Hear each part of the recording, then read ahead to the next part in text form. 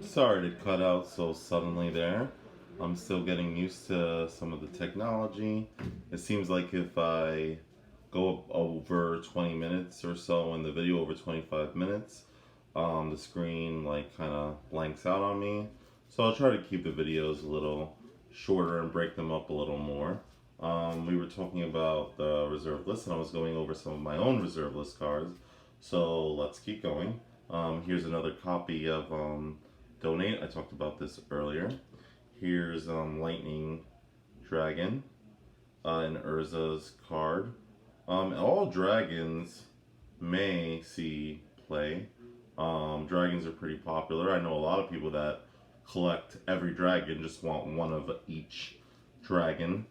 This dragon's not particularly good. It was pretty good when it first came out, but the power level of creatures these days make this card just a relic of its time. The art is amazing though. I do love the art on this card.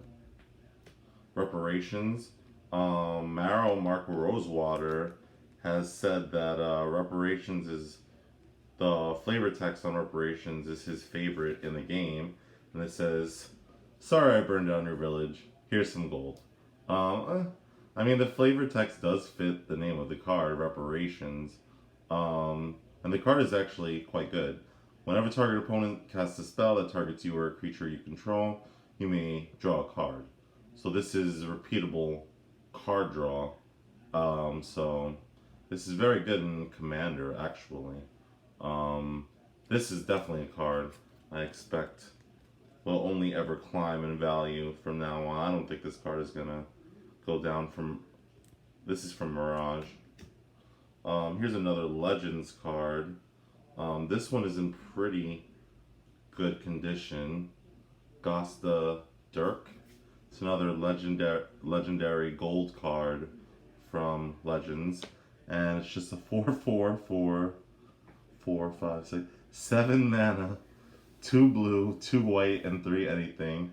So 4/4. Oh no! First strike creatures with Island Walk may be blocked as if they did not have this ability.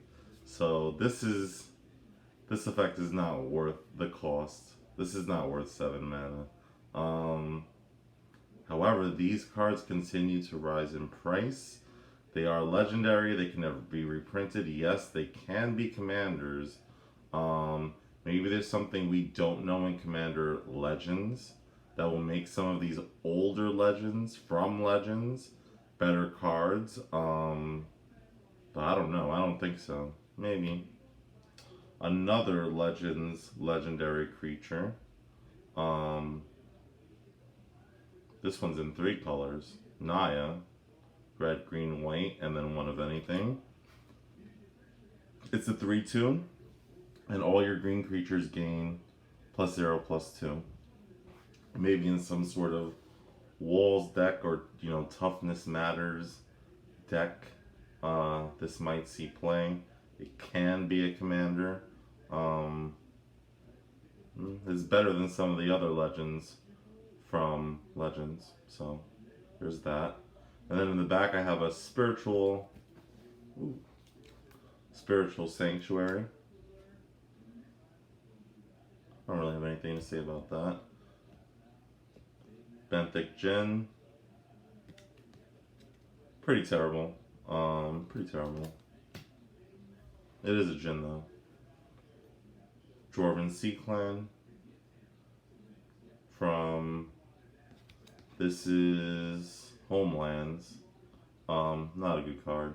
Awful reserve list card. Same thing with this next one. 3/3 for 5, even with the protection from red. Not great. Here's kind of a meme card. Brushwag. They actually made another Brushwag creature type card recently. I think in Ikoria, a Brushwag card came out after like 20 years. This not a good card though, but one step closer to that Brushwag deck, I guess. Another Benthic Djinn, another Grave Robbers. I think I saw before. I showed you one before. Teferi's Imp, not good. Here's a card from Antiquities. Not many cards from Antiquities are actually on the reserve list. This is apparently like medium play, I would say. Ursa's Miter. And of course, any writing is on the sleeve and not on the actual card, by the way. Mastercore. All of these Mastercore type cards require you to discard a card. There was one in War of the Spark, I think, called Spark Hunter, that also required you to discard a card upon summon. And it's a fairly good card against Planeswalker decks. But this one, again, a relic of its time, not good enough anymore as far as playable cards would go. Discordant Spirit, I actually kind of like this card, and I just don't know why. I don't really expect it to go up in value or to be a particularly good card. I just like it. I don't know why.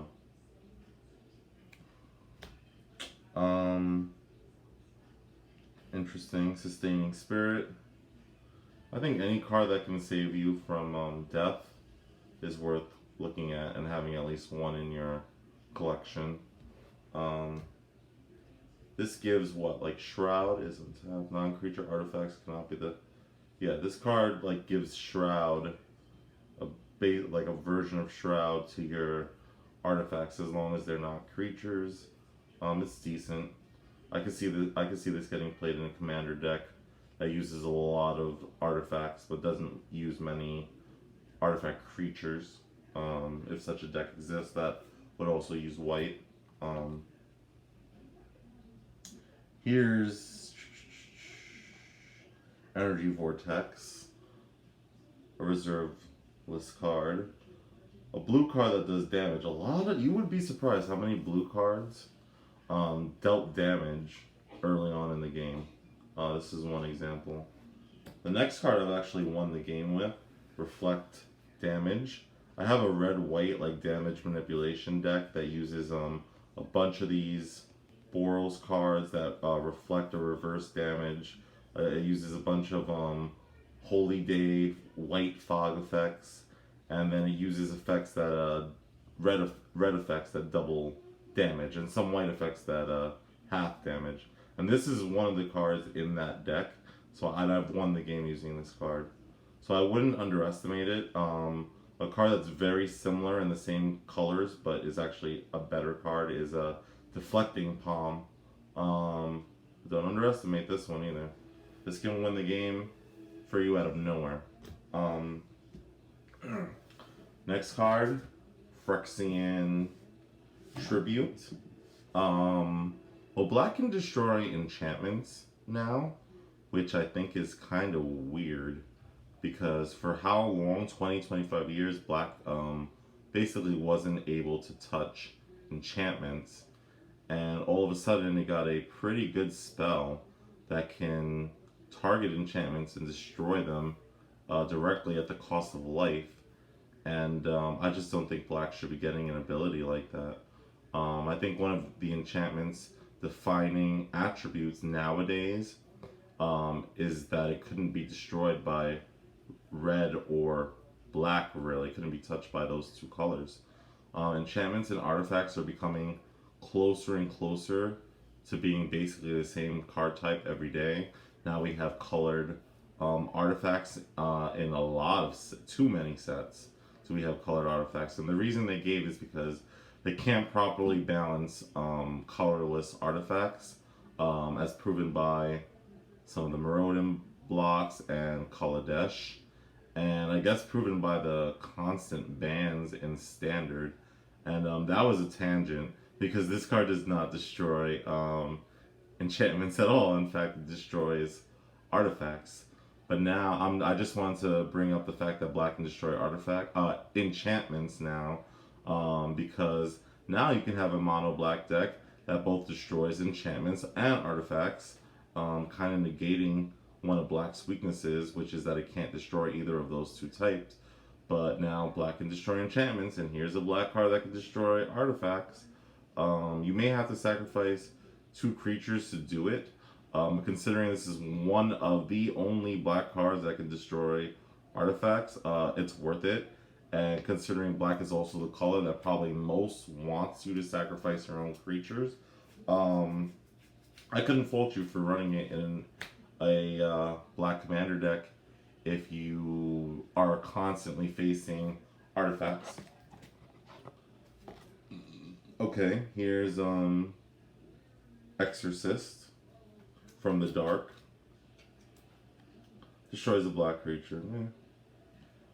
Fungal Bloom. I guess Fungal Bloom is reserve list since I have 2 of them set aside here in my reserve list pile. Sometimes non-reserve list cards sneak in. By mistake. Elvish Farmer. This is from Fallen Empires. You can tell by the crown. This is one of the more expensive cards in Fallen Empires. It's an elf. It revolves around saplings and spore counters, so that's one of the reasons why it's a little more expensive than some of the other cards. A lot of people like the fungus, sapling, spore counter deck. I think there's a lot going on with that deck. Next, Elven Lear. It's another artifact. What set is it from? Fallen Empires again. I don't think this card is particularly good. All the colors can give a +2/+2 boost nowadays. It's an artifact. Aegon Praetor from Fallen Empires again, and I think this card is going up. For how much mana is it? 6 mana. You get a 5/5. Back in the day, that wasn't bad. That was pretty good actually. Trample first strike, and every upkeep put a -2 counter on this card. So that's why I was collecting this card. I was collecting all the cards that want you to put weird counters on them, because I don't think they're going to reuse these counters, and who knows what kind of crazy cards will interact with any counters in the future. You can remove the -2 counter by sacrificing a creature during your upkeep, and as I said, sacrificing creatures, especially in black, is sometimes an upside. And this is another one of those weird cards that works with thralls. Thralls are like servants. There's a bunch of cards in this set that work with thralls actually. Dwarven Armorer. I don't think this is reserve list actually. I think the card I was thinking of is Dwarven Armory. I don't think this one is reserve list. I have 1, 2, 3. I'll have a whole playset of them right here though. So if it's not, I don't think this card is particularly playable, but who knows. Next is Draconian Silex. And if I pronounce any of these cards wrong, it's because I haven't often seen a lot of these cards played, so I've never actually heard the correct pronunciation of some of these cards. However, this one's not bad. I could see a deck that would run this. You discard a card at random. That part's not great. And you regenerate target creature as an artifact. Regenerating is not bad. Regeneration is no longer a part of the game. It's still supported, but they don't print new cards with regenerate. But hey, Modern Horizons 2 is coming out, so you may see a card with regenerate there. Ooh, another card from Legends. All these Legends cards are going up. If you can get Legends cards at a reasonable price, I kind of recommend that you pick them up, especially the artifact ones. And this one's pretty good. Another card that redirects damage. This card is actually not in my damage redirection and manipulation deck. I think I only have one of this card, and it's gotten kind of expensive and rare, so I don't think I wanted to use it. Redirects damage done to one source to target creature of an opponent's choice. Hmm. Another Frankenstein's monster. Happy Halloween. Ah, and another Legends card. Ramses Overdark. I think this card has gone up. Let's see what it does. 6 mana, 2 blue, 2 black, 2 of anything. Destroys a target creature which has an enchantment card placed on it. And it's a 4/3. For 6 mana, being able to destroy a creature with an enchantment on it each turn, you're not going to see that particularly often unless you're fighting against an aura deck. So I guess if you have a friend that has a really annoying aura deck, I guess you could do worse than running this guy as the commander, but it still costs 6.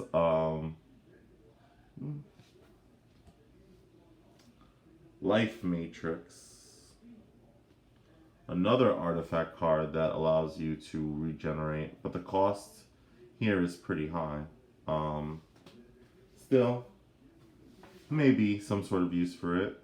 And it is a card from Legends, and the supply of Legends cards is quickly going down. This card isn't even in great play. Well, I would say mid. Yeah, it even says MP right on it. So moderate play, mid play. And on the back we have an Urdrago. Again, one of these legendary creatures from Legends that just are no. Well, I don't even think they were playable when they first came out. This card costs 4, 5, 6, 7, 7. 7 mana, 2 blue, 2 black, and 3 for a 4/4 first strike. Creatures with Swamp Walk may be blocked as if they did not have this ability. Very similar to that other card where you could block Island Walkers as if they didn't have the ability. These and Island Walk and Swamp Walk, they don't even really print new cards with those abilities anymore. So this card is basically worthless as a playable card. This has become mainly all of these legendary creature cards are mostly just collector's pieces at this point. Oh, here's another card. This one's a weird card.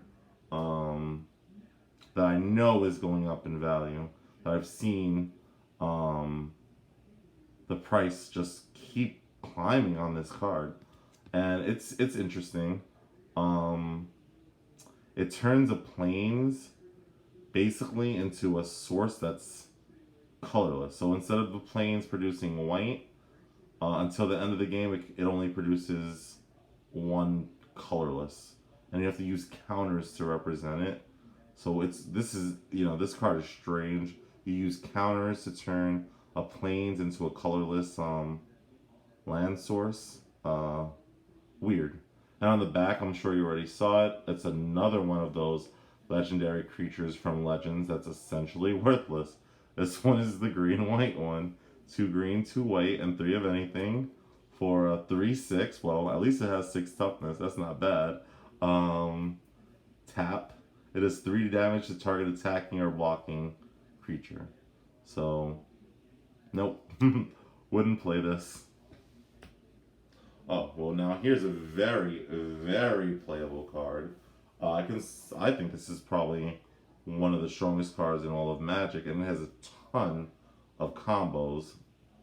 All of these, it's Palinchron. Any card that when it enters the battlefield allows you to untap lands equal to its cost is just going to be broken. They're not going to make cards that do this much anymore because there's just so many combos.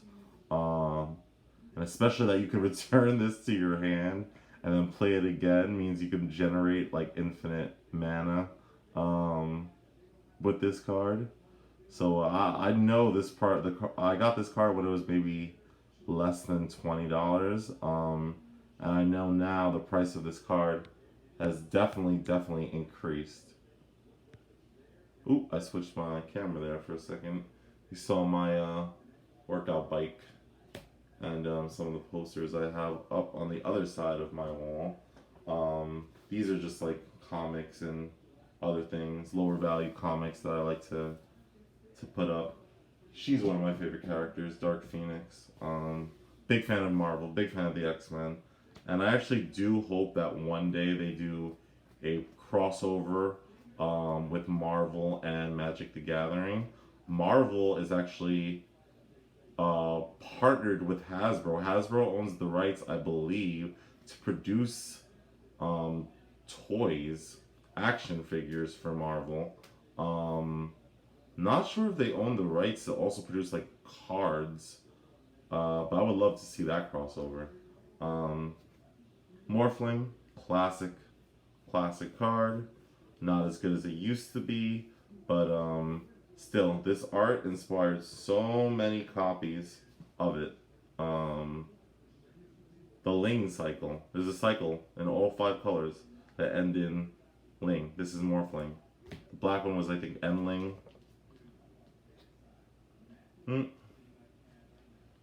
Demonic Hordes.